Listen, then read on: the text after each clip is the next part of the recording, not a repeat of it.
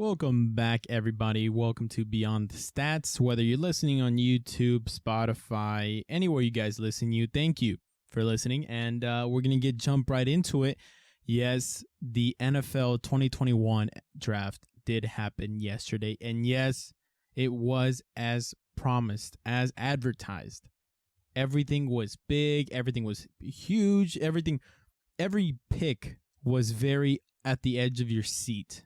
Right? Well, to be honest, it was up until like the 15th. But if you have still teams, past the 15, you definitely were interested. And it would still, on their pick, there was definitely some draft reaches. There's definitely some absolute steals. And we're going to be going over everything, right? This is what we do. This is Beyond the Stats. And we're just going to jump right into it. Trevor Lawrence. Who would have thought? Just kidding. Everybody knew that he was going to go number 1 overall. I think Jacksonville definitely did their due diligence. Yes. Prototypically, Trevor Lawrence has everything you possibly want and need in a quarterback. My only concern with Trevor Lawrence is his mentality. We've seen quarterbacks who do not put in the time, who are not obsessed with football, and they become subpar. They have all the talent. I think the most comparable person when it comes to Trevor Lawrence, and it's not even kind of close. No, I think this other quarterback is maybe talent-wise, prototypically-wise, maybe he's only like a 30-40% of Trevor Lawrence, but he had the same mentality, and that's Jay Cutler.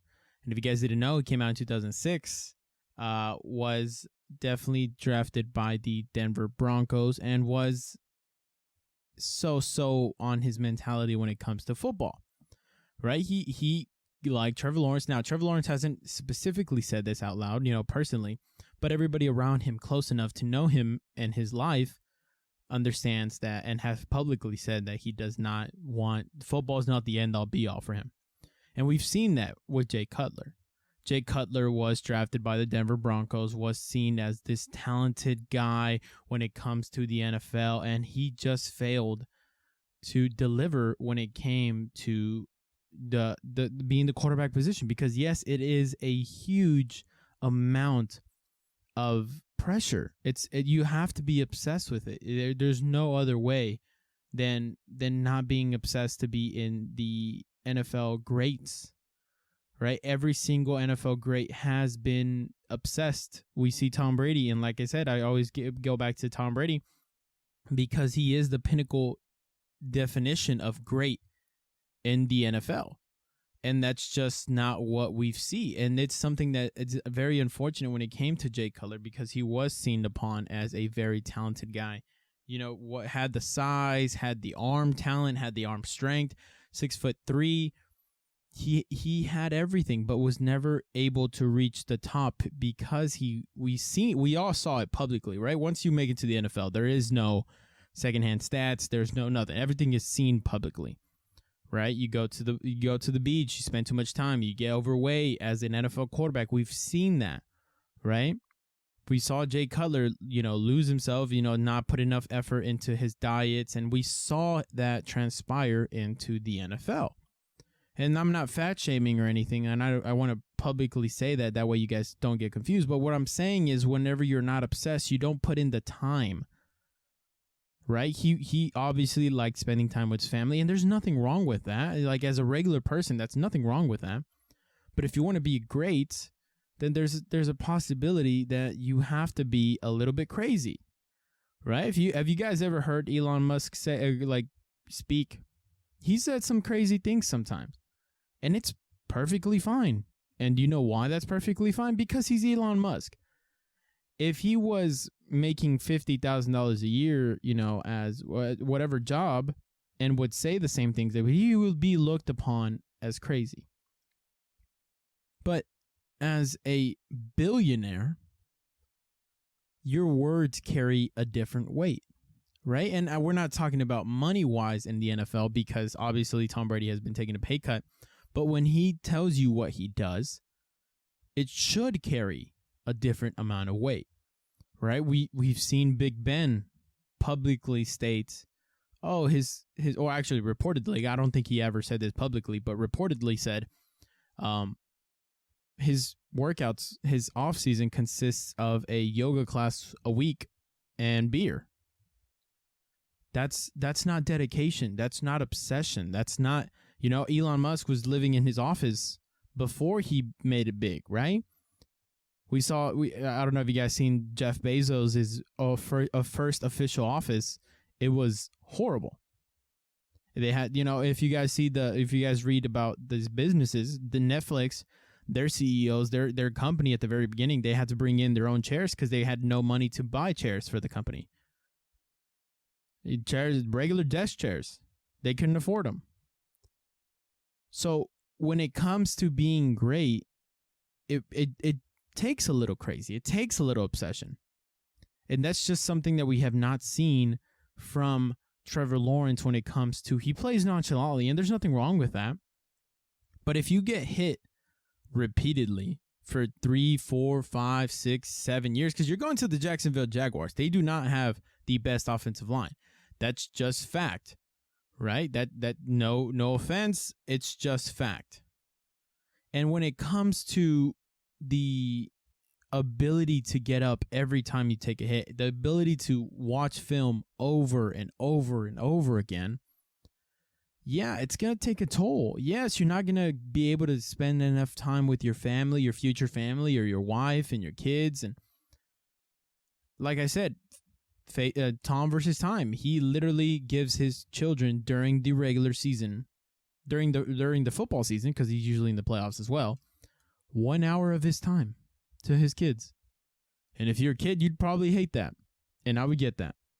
But it takes that obsession. It takes that craziness. And I really hope his now wife is ready in case he does take that step, in case Trevor Lawrence actually becomes obsessed, football does become the end all be all for him, right? Because it takes a toll. We've seen Tom Brady's wife come out publicly and state, yeah, it's hard.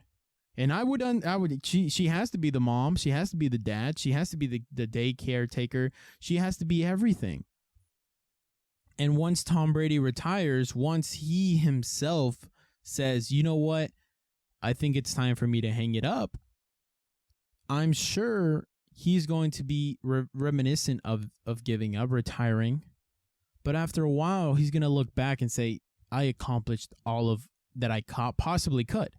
Right? 7 Super Bowls, potentially 8 this next season, because I think they have the best team. And he looks back and says, I gave it my all. And he did. Right? He honestly did. Studied film, watched it every day, would call his coaches middle of the night. Hey, look, if we do this, I was watching tape from 10, 12 years ago, and I really like this play. This is what it takes. We saw Peyton Manning do it, right? He won 5 MVPs and was able to show off what he put in. And that's just something that's going to happen in the NFL. You get out what you put in. Talent can only take you so far. Trevor Lawrence has been the most talented player on any football field he's ever touched up until this point. He was the best player in college, and even then, Justin Fields definitely took a swing at it. And this final year actually hit. We saw him in high school, number 1 prospect the entire time. And even in high school, Justin Fields was the number 2. But we'll get into Justin Fields a little bit later. But that's just fact. Trevor Lawrence was the number 1 quarterback anywhere. Was the number 1 player anywhere. Any field he ever touched. And now in the NFL, the talent does rise. Everyone is talented in the NFL. You have to be. We saw 32 people taken in the first round yesterday. Guess what? That's only the beginning. I believe there's 7 total rounds. Right? The year before, guess what? There was 32 people taken in the first round. Not all of them are actively on a roster right now. And that speaks volumes to the NFL is a different animal compared to any other sport. I believe. Because you genuinely are getting the best. There's only 32 teams, right? And out of those 32 teams, you're getting the best of the best, the ones who have tried and made it past every single obstacle, every single thing that life has thrown at you. And to most people, to some of these people in the NFL, Yeah, football is their end-all be-all. Football is their vessel that took them out of their bad neighborhoods, took them out of bad relationships, took them out of bad friendships, took them out their safe haven from their parents or families. Some of these grown men didn't come from wealth and sugar plums, and football is their life. And I'm sure the very first time they start losing, because I'm sure Trevor Lawrence is going to be the number one starter from the very day one. I would hope so, for the ratings and for the NFL. But I don't know if it's going to be the smartest decision. As a coach, I would absolutely sit my quarterback for at least a year, let him understand how this whole process works. That being said, I hope as a fan to see him start the week one. I definitely want to see what he's going to bring to the table. But what I'm saying is if they start losing, I want to see how that relationships and that locker rooms start to mesh. If he is nonchalantly about losing, I'm sure if you have a for sure leader, or not even just a leader, anybody in the football field, in the football locker room, should have a problem with that. So, like I said, I'm excited. I think Trevor Lawrence, prototypically talent-wise, is definitely the number one quarterback that should have been taken and was taken. But I just don't know how it's going to transition when it comes to the intangibles. Are you going to be the number one leader? Are you going to always pump your teammates up? Are you always going to show that, guess what, football is the end-all be-all? There's only one goal in football, and that's the Super Bowl. MVPs to the side, Pro Bowls are to the side, all team, first team, all pro teams are to the side. Everything has to take a back seat in football to Super Bowls. That is the one thing quarterbacks and teams and franchises are based upon. The Dallas Cowboys are still relevant because in the early 1990s, they won 3 Super Bowls. And 25 years later, after sucking for 25 years, we are still continuing to promote them as America's team. Super Bowls are the end-all be-all for franchises, to teams, and if it's not, then you get subpar play, you get subpar hires, you get subpar everything. And I really hope Trevor Lawrence is able to live up. Zack Wilson was taken to number 2 overall. It's a big surprise. Nobody was surprised. I believe, I don't know why the Jets had that floating around many months before the draft. So I wasn't surprised. I would not have taken Zack Wilson. I believe that the number 2 quarterback in this NFL draft is or was Justin Fields. Now, I know you guys are going to be talking about it, his mechanics, yes, but I'm not sold on Zack Wilson. I'm just not. And it's very intriguing when it comes to Zack Wilson, when it comes to all of these players where, yeah, it's going to get tough. You're going to the Jets. The Jets, as bad as the Jaguars are not the Jets. They need everything. They need a wide receiver. They need a defense. They need an offensive line. They need a running back. The Jets are in trouble. And Zack Wilson, I don't believe. Now, can I be wrong? Absolutely. This whole NFL draft concept is being right or wrong. They're projections, right? There's a reason why 42% of all quarterbacks fail who are taken in the NFL draft. That's a high number. When we talk about Zack Wilson, yes, he has a lot of arm talent. Yes, he can throw these circus throws. Yes, he can throw off balance. But we have not seen him do it on the biggest stages. And that may not be his fault. He did go to BYU. That was the team that, the college that gave him an opportunity to show what he has. But I don't see. I see him as a project. And unfortunately, the Jets literally have no bridge quarterback. They should have traded for Teddy Bridgewater. They didn't. The Broncos did. They have no viable option. I believe they're going to eventually throw him just to the wolves. And if he succeeds, if Zack Wilson succeeds, I will be the first to admit I was wrong. And I will be genuinely astonished, and I will become a huge fan. Because what he's up against is the biggest obstacle in the NFL. It's New York. New York media does not take kindly to failure. The Jets have the worst team in the NFL, I believe. And I don't see it happening. It's going to be a lot. You're going to be in the same division as Mack Jones, always going to be compared. You're in the same draft class. It's just going to happen. You're always going to be compared. Alex Smith was always compared to Aaron Rodgers because Aaron Rodgers fell. Alex Smith was taken in the very few first rounds. So when it comes to Zack Wilson, you're in the same division as Mack Jones, right? You're going against Josh Allen. You're going against Tua Tagovailoa. And not only that, and by any chance you make it out of that division, you're going to have to go against Big Ben, Lamar Jackson, Baker Mayfield, Patrick Mahomes, Justin Herbert. That is very, very scary. So, like I said, if Zack Wilson actually does prove to be right, I will be the first to apologize. I will be the first to come out here and say I was wrong. And I will buy myself a Zack Wilson jersey if this happens. But like I said, I'm honestly, I feel sorry for the kid. Because this is very, very, very challenging what's upcoming for him in the Jets uniform. And I know if you're a Jets fan, if you're listening, I know it's not the thing that you want to hear, but it's just tough to imagine what's going to happen. It's Zack Wilson going against the rest of the NFL. And he didn't go last year where it was, actually, even last year was tough. If he had got drafted 5 years ago, maybe, because your only competition is Tom Brady.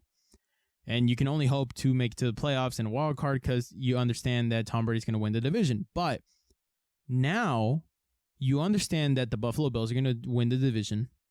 But even then, I see it as the AFC North, where you have, the Steelers go 12-4. I think that's what they went last year.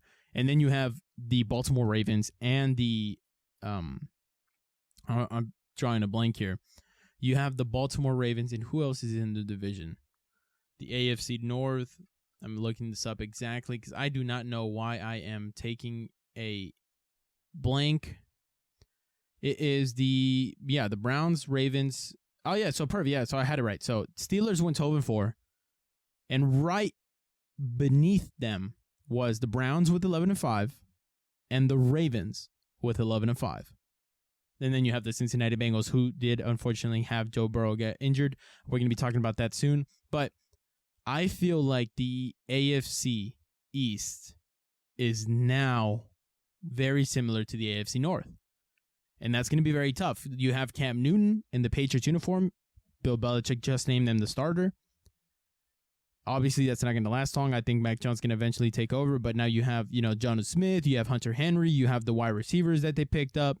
You have the defensive starters coming back. Stephon Gilmore might actually not be there, but as of right now, he still is. So you have the team, the Patriots, with Bill Belichick, now back in a little bit of contention. You have Miami Dolphins, who had a very good record last year, but unfortunately did not make it to the playoffs.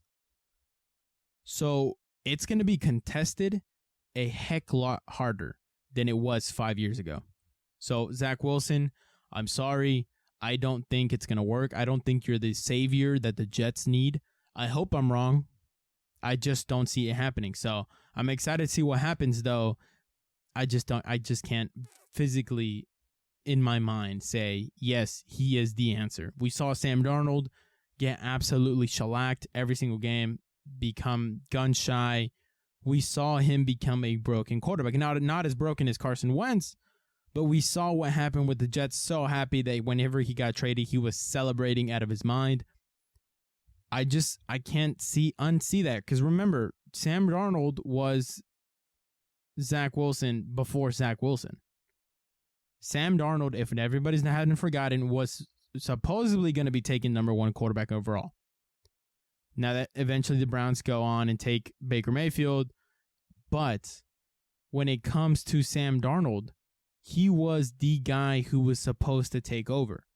He was supposed to be the number 1 overall quarterback in the NFL, 2018, I believe, and that just didn't happen, right? You got Baker going number 1, Saquon going number 2. Saquon, unfortunately, hasn't been able to stay healthy. Baker Mayfield still hasn't been decided if he's going to be the franchise quarterback or not. But you got Sam Darnold. It's going to be tough. It's definitely going to be tough. Moving on to the number 3, Trey Lance. That is a very intriguing prospect whenever we talk about Trey Lance. Threw for the least amount of passes any college quarterback going into the NFL has ever thrown. He has the intangibles. He has the tangibles. He may not just have the experience. Now, North Dakota State, the coaches came out and said that he had the reins. He had all the control of the offense. He was able to set protections. He was playing under center. That's usually doesn't happen in the college. So he might have gotten the most reps when it comes to an NFL-ready offense. But unfortunately, those reps are even less than any other quarterback has ever taken in. Like I said, he's thrown for the less amount of passes in college than any quarterback ever to make into the NFL. So definitely interesting, or at least maybe it's a little bit of an exaggeration. I don't know the exact stat, but I'm sure at least in the first round. So Trey Lance, number 3 overall, San Francisco. I think they did swap first round picks and then eventually give 2 future first round picks for Trey Lance. I believe had they not traded up, they probably could have traded up possibly to Denver's spot and taken Trey Lance, maybe only given up 1 future first round pick and maybe a 4th or a 3rd. But I don't see it. It's already happened. So I think if Trey Lance hadn't been costing the future 49ers 2 first round picks, I would have definitely liked this pick a lot more. I think he has the most upside because he's very close to the bottom when it comes to experience in the NFL. As a quarterback in college. So when it comes to the NFL draft, I think he is the most intriguing. I think he's possibly one of the greatest prospects to play at this moment. I would, if I'm the 49ers, they still have Jimmy G. Nobody picked him up. Nobody traded for him. I would definitely sit Trey Lance behind Jimmy G. And we all know Jimmy G is not going to be able to stay healthy the entire season. I would definitely, absolutely, 100% get Jimmy G to start. Understand that he's eventually going to get injured.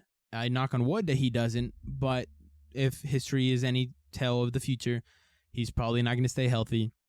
Trey Lance then takes over, and we're going to be able to see what happens. But you still have Jimmy G. You're not going to pay him to be the starter. To be a bench player since from week 1. I think if I'm the 49ers, I'm trying to get rid of Jimmy G immediately. I'm not waiting around for a future first round pick. I don't think that's going to happen. I might trade him wait up till the trade deadline when it comes in the regular season. I believe it's week 8. I know with another 17 now with 17 games, that might be a little bit different. But I would definitely start Jimmy G. If I get to a hot start, I'm calling teams right now and saying, what do you want from me? If I can get Aaron Rodgers, I am trading for Aaron Rodgers immediately. Now, we went on a little rant yesterday. Like I said, they did give up too much to get Trey Lance. I think that it was a reach. I know that he has the most upside, but it was absolutely there's no way to dress it a different way. It was absolutely a reach. Those first round picks would have definitely helped you get Aaron Rodgers. If you guys look at it, they're probably not going to trade Aaron Rodgers until after June 1st. June 1st is they're able to spread out the salary cap And I believe after June 1st, he's only going to count against the dead cap for $14 million for the next 2 years if for the Green Bay Packers dead cap hit. So if I'm the 49ers, I'm kicking myself because I could have possibly waited Trey Lance because, Miami wasn't going to select a quarterback from what we saw. Philadelphia was not going to select a quarterback. And I don't, the Denver Broncos didn't even select a quarterback. Maybe if Trey Lance was there, they would have been a little bit different. Carolina didn't select a quarterback. The Washington football team didn't trade up to get a quarterback. The Patriots didn't trade up to get a quarterback. Everybody who thought was going to get a quarterback didn't get a quarterback. I'm sure the Chicago Bears were still traumatized when it comes to Mitchell Trubisky and inexperience and not drafting the for sure thing who was successful in college. So I don't believe that, had the Chicago Bears traded up anyway, I don't believe that they would have drafted Trey Lance. So if you're at number 12, you probably could have traded up. I mean, the Cowboys got a 3rd round pick to trade from 12 to 10, right? Had the 49ers stayed pat, verbally not say they wanted a quarterback, had they been able to trade up from number 12 to number 10 and drafted a quarterback, potentially. So it's absolutely insane. I think they absolutely reached. And like I said, I think those definitely could have helped the Patriots. I mean, the 49ers trade for Aaron Rodgers now coming after June 1st. So like I said, I think they reached. I think it was a bad mistake, but he does have the most upside. I just don't like it for the price they paid to get to the number 3 overall spot. It wasn't even the number 2 overall spot where you had more leeway. It was just unfortunate that they gave up too much. I like the guy. I like Trey Lance. I think he has, like I said, the most upside, but they definitely overpaid for Trey Lance. Moving on to the number 4 overall pick, Kyle Pitts. This is a very tricky one. If I was the Atlanta Falcons, I give this grade maybe an 8 out of 10. And the only reason why I don't give it a 10 out of 10 is because I don't believe Matt Ryan is the answer. I think he has a broken mentality right now. If you look at the past few years since he lost to the Super Bowl against Tom Brady, it's been a disaster. We look at their offense last year. They have the talent. There's no other way besides telling the NFL that you're a broken quarterback by losing the most comebacks I've ever seen in the past few years. Now, statistically, they're still a pretty good team. If you look at passing offense, they were 5th amongst the NFL.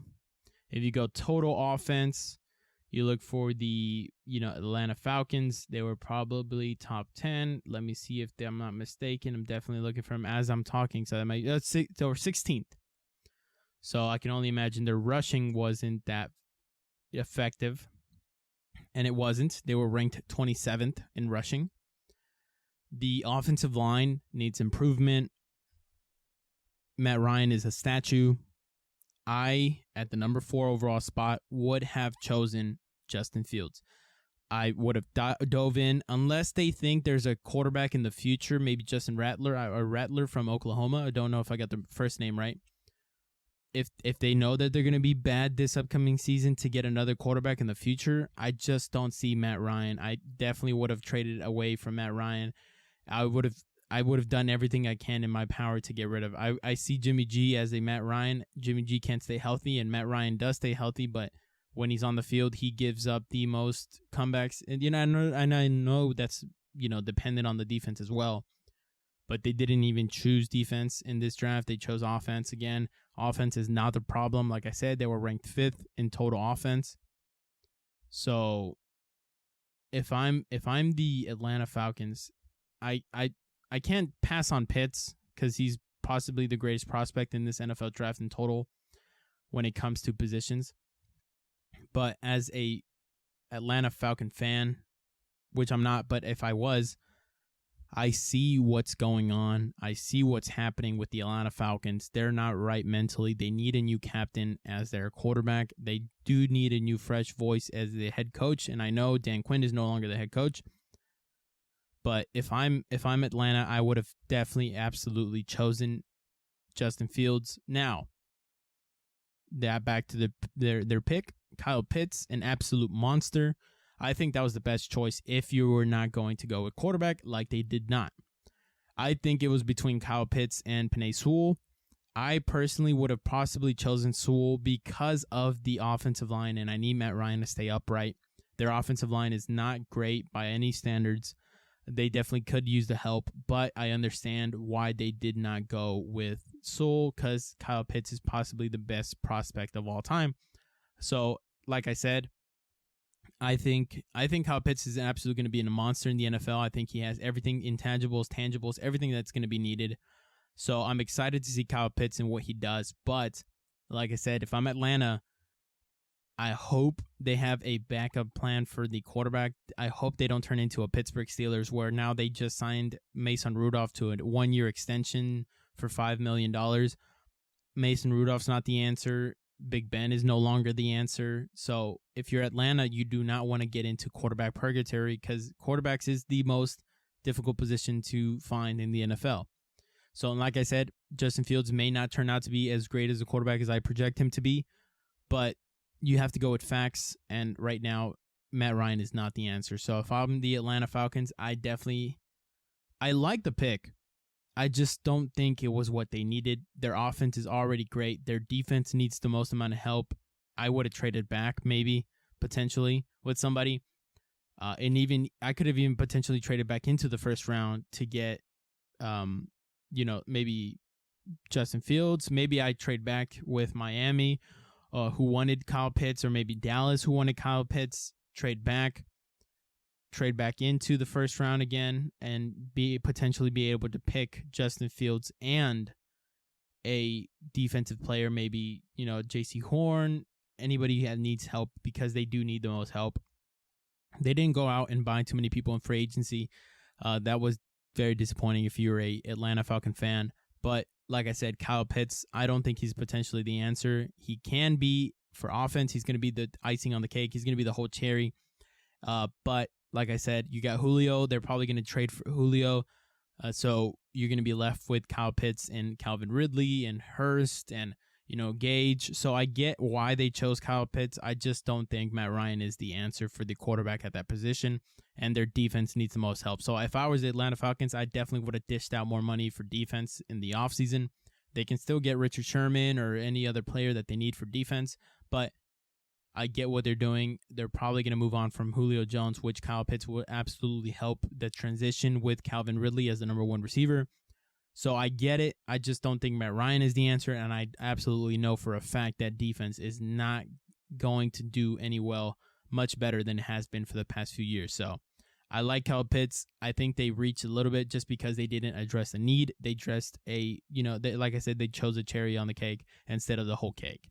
Right, so that's fine if you like appearances, if you like offenses, but like I said, you need defenses to win championships, and they're probably going to go to the playoffs, hopefully. I don't think so with Matt Ryan, but if they do, they're not going to make it far because of that defense. So I'm excited to see what they do, but they should have addressed different needs with the number 4th overall pick. Number 5, this is a little intriguing. Cincinnati Bengals select Jamar Chase. I want to love it, and in a sense, I do love it. It's just not what they needed at the number 1 priority. Wide receivers is absolutely their number 2 priority, but the number 1 priority that they should have gotten is protection for Joe Burrow. That's what they needed. Jamar Chase is going to look great in the offense. But if Joe Burrow does not have time to get the ball to Jamar Chase, it's going to get very ugly. We saw him get injured. We saw him get absolutely shellacked pretty much every single game that he was healthy and upright. But it's kind of like the whole Atlanta Falcons thing. Yes, it's a great pick, but it's not your number 1 priority, and it shouldn't have been your number 1 priority. So when it comes to Jamar Chase, I love the kid. Definitely has potential to be a very good wide receiver. We haven't seen these grades since Julio Jones. They're talking about him comparing to Julio Jones, and I get it, right? I get the comparison, but if I'm the Cincinnati Bengals, I definitely look what the Chargers are doing for Justin Herbert. They first of all they selected let me see, Rashaan Slater with the number 13th overall pick. They signed one offensive tackle and one center, the best center in the NFL right now, Corey Linsley. They are protecting Justin Herbert. Now, they do have the upside where they have the outside people at wide receiver, Mike Williams. They have Keenan Allen. They have a pretty good running back. So they have the benefit of having the offensive weapons. They just needed their number one priority was offensive line. But unlike Cincinnati, they addressed their number one problem, which was offensive line. In Cincinnati's, terms, their number one problem was the offensive line, and they chose to address the number two problem, which was the outside weapons. Like I said, they did pick up Riley Reif from I believe he came from Minnesota this offseason. But when it comes to the Chargers, I think the Bengals should have definitely chosen the path that the Chargers did. The Chargers are a win-now organization. They have their quarterback they believe in, and they said, we're going to have to protect him no matter what. So they went out and got every single possible potential offensive lineman to help Justin Herbert. And I'm excited to see what he does. Now, like I said, they did have the benefit of having already outside weapons. But if I am the Cincinnati Bengals, if I'm Joe Burrow, I am very cautious when it comes to the offensive line. I do have the weapons. I do have a weapon now. You still have T. Higgins, who's a very good outside threat. But if you don't have time to throw the ball, we saw what happened to Patrick Mahomes, who had arguably the best offensive weapons when it comes to the NFL, especially with the tandem with Tyreek Hill and Travis Kelce. But he did not have time, and now you see that we saw the Chiefs go out and address the problem, their number one priority, which was the offensive line. And like I said, I don't like it. I like it, but I don't like it at the same time. Same way with the Atlanta Falcons. Yes, it was a need, but it wasn't the need that you needed right now, if that made any sense. Kyle Pitts, I get it. You're going to do great. You were a great pick. But if I'm the Atlanta Falcons, I need a new quarterback, and I definitely need to address the offensive line, right? It's not about just looking flashy. It's about addressing needs. Jamar Chase, yes, I understand. You are a very good wide receiver, potentially a great wide receiver in the future. But the number one priority should have been offensive linemen. They need to protect Joe Burrow. And we're seeing what happened to for the Los Angeles Chargers. So I'm excited to see the Los Angeles Chargers, see if that makes any impact. I definitely am going to be comparing them to, because like I said, Justin Herbert is getting protected, and we're going to see Joe Burrow, see what he can do when it comes to the NFL. So it's always going to be interesting to see what happens. I understand that Joe Burrow came in the same draft class as Justin Herbert. Justin Herbert, number 6 overall. Joe Burrow, number 1 overall. So they're always going to be connected no matter what. And we're seeing what's the difference between a win-now franchise and a potential next year is the answer when it comes to the Cincinnati Bengals. So I think they should have gone out. They probably should have taken Corey Linsley instead of the Chargers.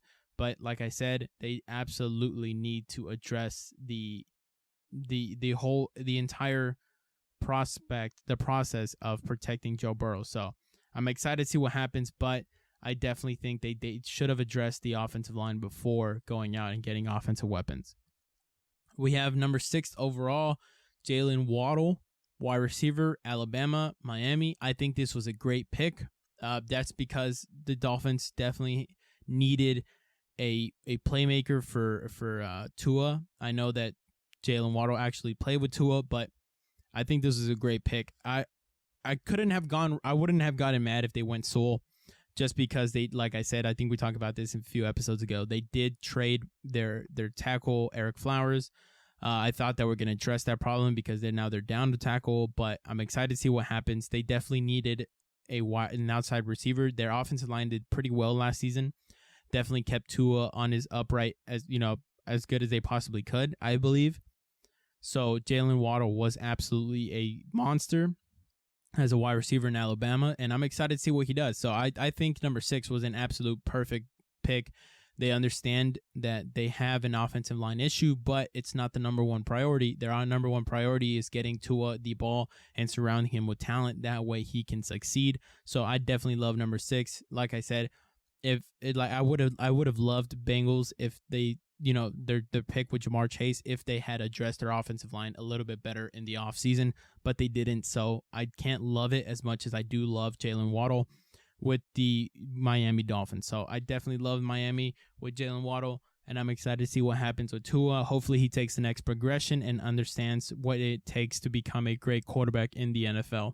Moving on to the number 7th overall pick, the Detroit Lions picked Penne Sewell. I think this was an absolute steal when it comes to and when we saw this video, if you guys saw the draft video, or even the draft NFL coverage, you saw the draft room when it came to the Detroit Lions. They were jumping with joy, hugging each other, celebrating.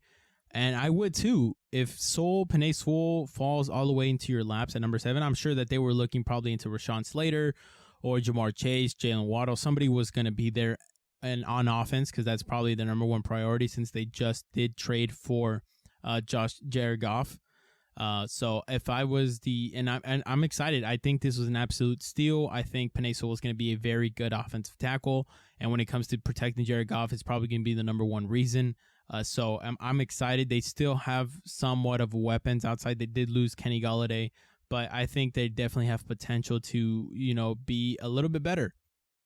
Now, are they going to be better, like the best? No, they're probably not. They have too many holes to fill. But when it comes to this pick, I think was an absolute steal. I think it was the best pick potentially in the draft because of the way he fell down. They didn't have to trade up for him. He literally fell down to their lap. And I'm excited. So I definitely love the pick when it comes to Penne Sewell. There's not much to say about it because, Jared Goff is there.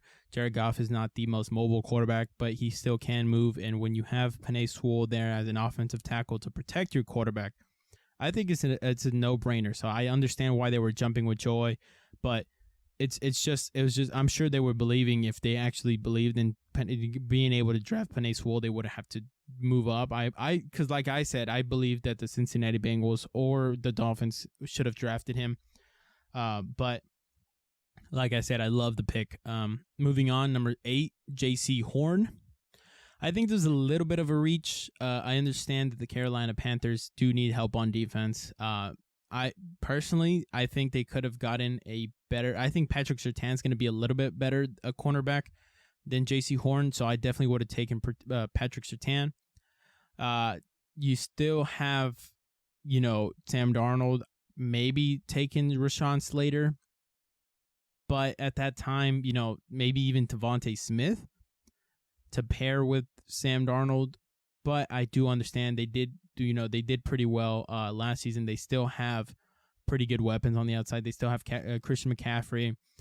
So I understand what they did. So, I get it. Defense is absolutely a must for Carolina.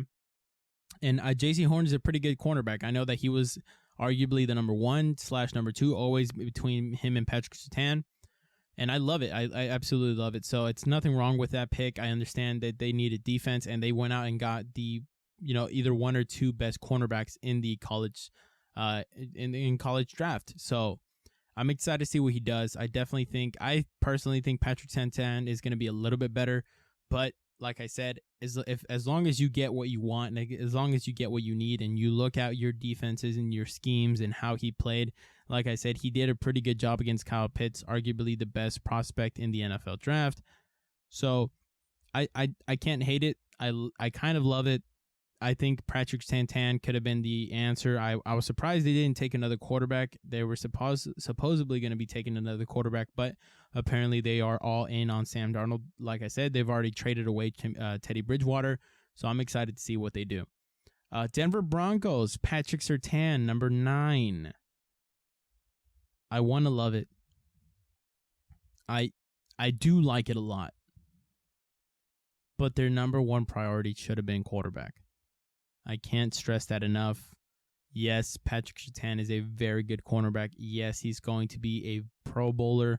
Yes, he's going to lock down some wide receivers this upcoming season and the future seasons furthermore. But if you cannot score points, it doesn't matter. Your quarterback, Drew Lock, is not the answer. Teddy Bridgewater is not the answer. He's a very nice bridge, but he's not the quarterback of your future. At number 9, either Mack Jones or Justin Fields. Obviously, if you guys have been listening for the past few minutes, you understand that for me, Justin Fields is absolutely the better version or the better quarterback out of those two. I think he was possibly the number 2 best quarterback in the NFL draft. I like Patrick Surtain, like I said, best cornerback in my opinion in the NFL draft. Definitely going to do great things, but your number 1 priority if you're the Denver Broncos should have been quarterback. And Justin Fields was still there. Mack Jones, even if you don't like Justin Fields, Mack Jones was still there. They should have drafted a quarterback. So if I'm the Denver Broncos, I am excited for Patrick Surtain, but unless I finally get that quarterback. Now, if they're able to trade for Aaron Rodgers, I take everything I said back. Right? But that's not the issue right now. The issue right now is you don't have a quarterback. So, like I said, they're not the 49ers who already traded away 2 first-round picks. They still have their 2 first-round picks. If they're able to trade for Aaron Rodgers, this is the best pick in this draft potentially, right? But if they're still going out there with Teddy Bridgewater and Drew Lock for the next 2-3 years, that's not the answer, and they're probably going to be picking this high again later as well. So, like I said, Patrick Surtain, beast cornerback, possibly the best defensive player in the NFL draft, but that's not your need. Your number 1 priority should have been quarterback, and they did not choose a quarterback. So definitely very interesting to see when it comes to Teddy Bridgewater. Now, I think Teddy Bridgewater could potentially win a Super Bowl. I know that he was a kick away from winning the playoff game against the Seattle Seahawks. I believe that was a game. But if I am Patrick Surtain, if I am the Denver Broncos, I needed to get a quarterback. Teddy Bridgewater, if the defense turns out to be as great as it is, it's kind of difficult to say because Von Miller is getting a little bit long in the tooth. But unless my defense goes back to being the 2015 defense, I don't see it happening. Teddy Bridgewater's probably not going to be the quarterback to take you past where you want to go. Moving on, we got number 10 overall. Philadelphia Eagles trades with Dallas, gives up only a third, and selects Devontae Smith. I think this was an absolute stud of a pick when it comes to the Philadelphia Eagles. I think they finally did something right. They definitely got possibly the Heisman winner. They got the Heisman winner. There's no doubt about that. He won the Heisman. That's fact. Potentially not the best prospect at wide receiver, especially because of his weight and his ability to run routes and everything. But I think this was an absolute steal. Whenever I was watching the draft live, I believed that the Philadelphia Eagles were going to absolute botch this pick. They did trade up with the Dallas Cowboys. I was excited. I was surprised.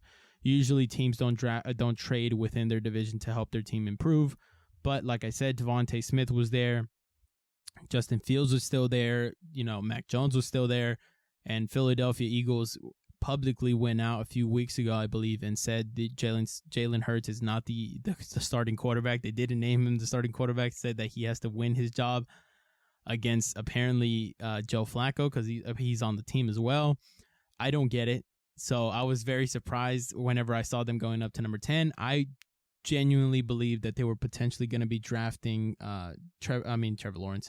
They were going to potentially be drafting Justin Fields, but they did the right choice. If they're going to stick forward with a quarterback, I believe that was the right choice. I think you cannot draft another quarterback if you believe in Jalen Hurts, and I think that they do. I just don't understand the approach that they're trying to do. I don't know if they genuinely enjoy breaking quarterbacks. We saw this with Carson Wentz. They didn't need to draft just Jalen Hurts, but I understand that he was there at the number 2nd round. But it definitely got to his mindset, and we saw what happens. Now he's in the Indianapolis Colts uniform. So when it comes to this, I think they made the right choice just because even drafting Justin Fields, even considering drafting Justin Fields, would have caused trouble within that locker room, and that's something that Jalen Hurts does not need or want while he's trying to progress as a NFL quarterback. So Devontae Smith with Jalen Hurts definitely going to help him. But like I said, I was very surprised and genuinely enjoying the thought of seeing Devontae Smith as a wide receiver in the NFL. They already botched their wide receiver last draft when they took Jalen Reagor instead of Justin Jefferson.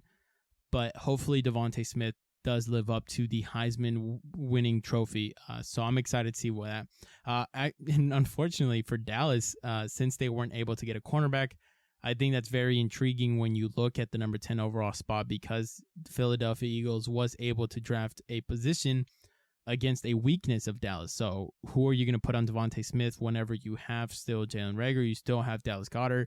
You're probably going to get rid of Kelsey. No, not Kelsey. I'm drawing a blank here. The tight end for the Philadelphia Eagles. So if you definitely want to see what it looks like to enjoy an offense when it comes against the Dallas Cowboys, who have potentially one of the worst defenses in the NFL. Zach Ertz. There we go. That's the name that I was forgetting. Zach Ertz, potentially going to be traded out of there, but you still have Dallas Goedert.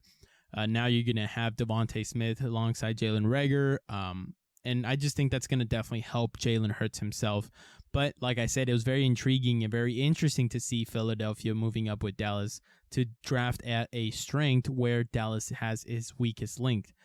So that's very interesting, and I'm excited to see Philadelphia versus Dallas, and I'm excited to see what Devontae Smith does against very bad cornerbacks in Dallas. Unless they go out and shine Richard Sherman, definitely going to be a different ball game. But as of right now, Devontae Smith, which should absolutely demolish any cornerback that they throw at him against Dallas. Moving on to the number 11 spot, Chicago Bears trades up in a blockbuster trade with the New York Giants. I think this was a perfect trade for both parties. I know that New York Giants, they definitely need help everywhere. If I were them, I probably would have selected Justin Fields myself.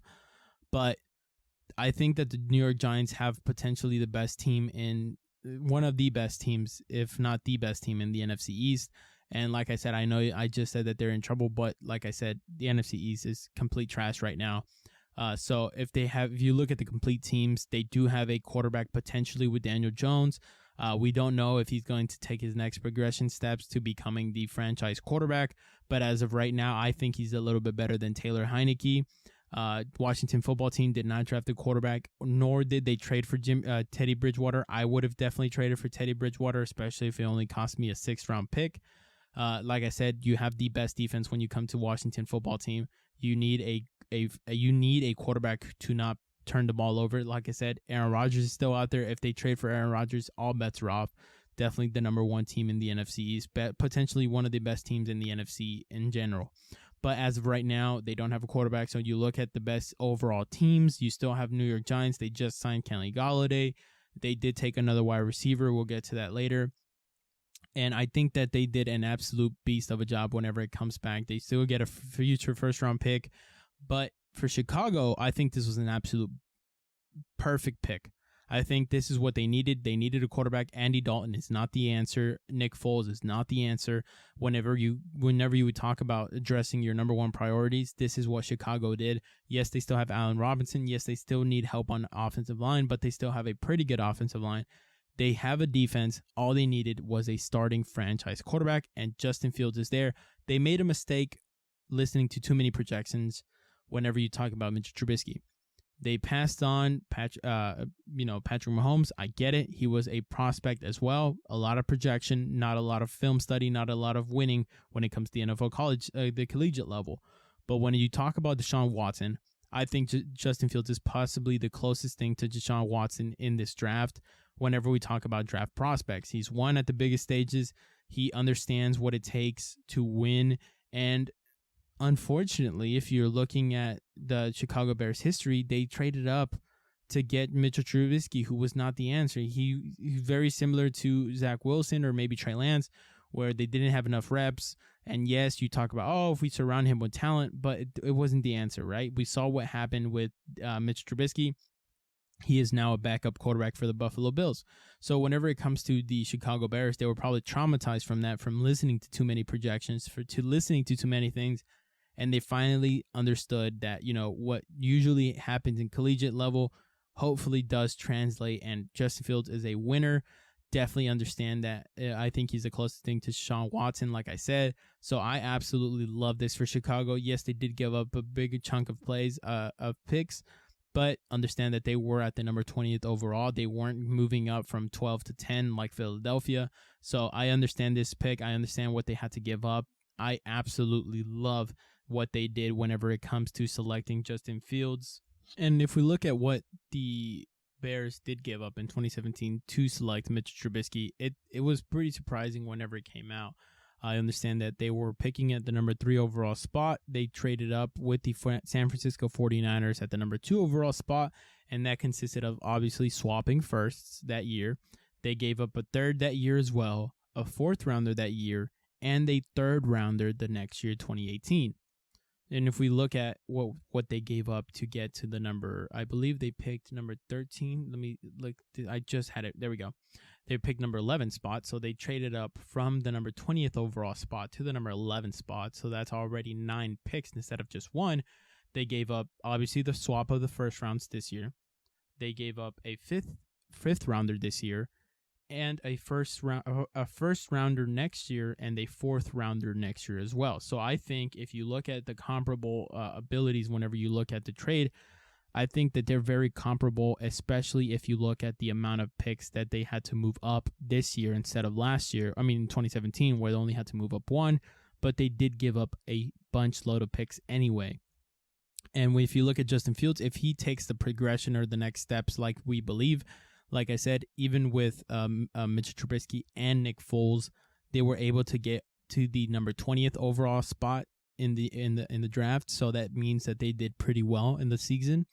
So I believe if Justin Fields does take the steps that they want him to take, next year's first round pick is probably going to be in the late 20s, since they already made it to the 20th overall with a backup quarterback now for the Buffalo Bills and a backup quarterback in Nick Foles.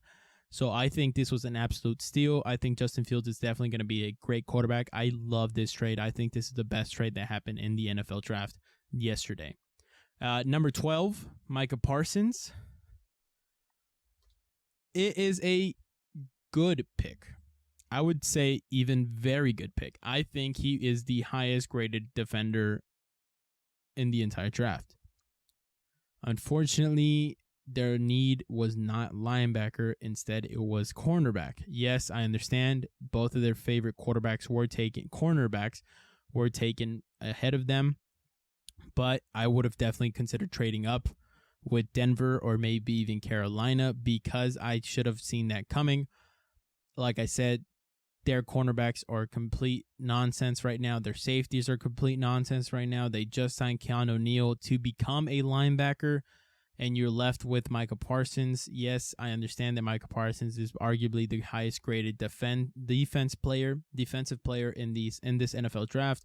But whenever you look at what they needed, like I said, number 1 priority was cornerback/safety. Unfortunately, they didn't address that. Now they still have the remaining 6 rounds to draft a cornerback/safety. But as of right now, I think Dallas. Now they did get a 3rd round pick today because of the trade. But if you're looking at Micah Parsons himself, he is a very good player. Unfortunately, is not the number 1 priority that they should have had. Dallas needs help on the back end. Is pretty good. They still have Jalen Smith, who's relatively young. They still have Leighton Vander Esch, who's relatively young. So I get it. Sean Lee did retire, but you just signed Keanu Neal to become a linebacker. I just don't think it's exactly what they needed. I think they should have gone definitely with a cornerback or safety. I understand that none of them were there, and I get it. I understand what they did. If I were them, I probably should have taken Rashaan Slater, just because, yes, I do need help on defense, but if my cornerbacks are not there, if there's no safety there, I definitely do need help on the offensive line to protect Dak Prescott as well. Obviously, their offensive line is deteriorating before our eyes.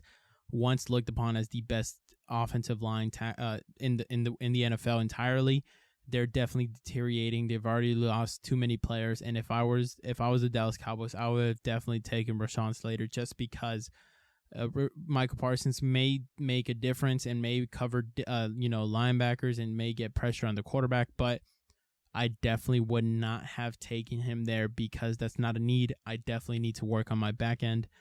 So I definitely think it was a great pick if that's what they needed, but unfortunately they don't need him. They probably just wanted him, and I understand it. Definitely the highest rated defensive player, but I just don't think it was a need. I think they should have traded up to get to Denver, maybe Carolina, just to get the cornerback that they wanted, because every speculation was that they were going to take a cornerback as well. So definitely sitting pat there was not what they wanted. A very good backup plan if you're the Dallas Cowboys with Micah Parsons. I just think that if you're not going to get exactly what you needed, you may have a need to address different positions. And Rashaan Slater was still there. I definitely would have taken Rashaan Slater. Number 13, I think one of the best picks in this draft was Rashaan Slater going to the Los Angeles Chargers. LA understands that they need to protect their quarterback, Justin Herbert. And that's exactly what they did this offseason and this draft. I love this picks. I love how protected he's going to be this upcoming season if everybody stays healthy. Rashaan Slater, definitely one of the best offensive tackles. Some could argue that he was better than Penne Sewell. Unfortunately, he was drafted a little bit later, number 13th overall, but that's exactly what the Los Angeles Chargers needed. I love this pick. I think Justin Herbert's going to be upright the entire season. I think there's potentially being the best offensive line for a while now. So I love this pick. It was exactly what was needed when it comes to the Los Angeles Chargers. New York Jets did come back and trade with the Minnesota Vikings to get the number 14th overall spot. Like I said, they did need a lot of holes. I would have taken Penne Sewell or maybe a different quarterback. I definitely think that Justin Fields was a better quarterback than the quarterback that they selected at the number 2 overall spot, Zack Wilson. But I do understand what they needed at offensive line. They came back. They took Vera Tucker, USC guard. I loved it. This is exactly what they needed. They need to surround. They need to surround the quarterback with the pieces around him. Zack Wilson, they needed to surround him with pieces around him. They actually did sign Corey Davis, which is an absolute monster. I think this is underrated, one of the most underrated wide receivers in the NFL. But when it comes to offensive line, they still need a lot of help. They still need a lot of help on defense. There's too many holes to be filled. But this is definitely a good start. You have Zack Wilson. Now you're getting a guard for him, Vera Tucker. I love this pick. It was absolutely necessary to get whenever it comes to Zack Wilson. So, like I said, number 14th overall, definitely love this pick. Number 15th overall, possibly the biggest name going into the NFL draft, the New England Patriots. What were they going to do? Were they going to trade up? Were they going to trade down? Were they going to trade for Jimmy Garoppolo? None of that happened. They didn't trade up. They didn't trade down. They stayed exactly where they were. And they selected Mack Jones, who fell in their lap. I think Mack Jones has the potential to be a very good quarterback. I just don't think it's going to be soon. Maybe in a few years. I definitely, like I said, New England Patriots, Bill Belichick did come out and name Cam Newton as the starter for sure. But if I'm Mack Jones, I definitely want to go out there and prove it. I know that whenever he walks, he definitely walked with a purpose. I don't know if you guys seen the side-by-side comparison, Bill Belichick walking compared to Mack Jones. Definitely interesting whenever you talk about the future of the New England Patriots. I liked Mack Jones. I think he's going to be very good. I think he's underrated.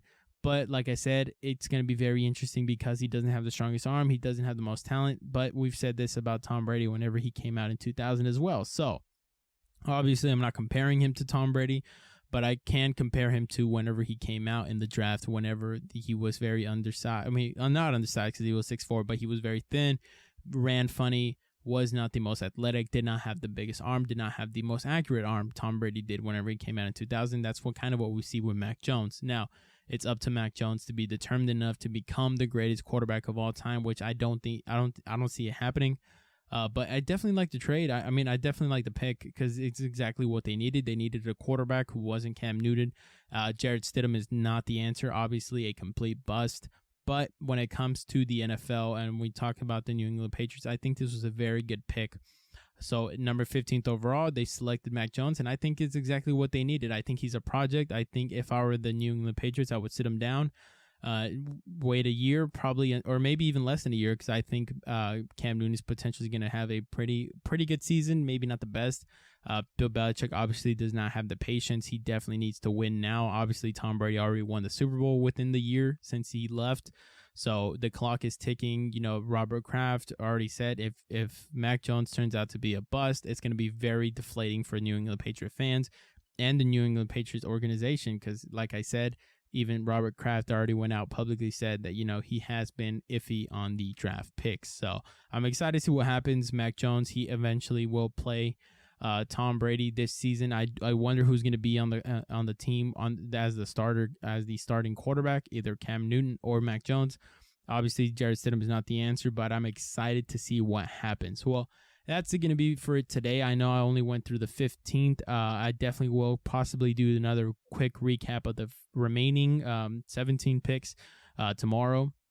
But I just want to give you my thoughts on the first 15 picks, the biggest picks in the NFL draft yesterday.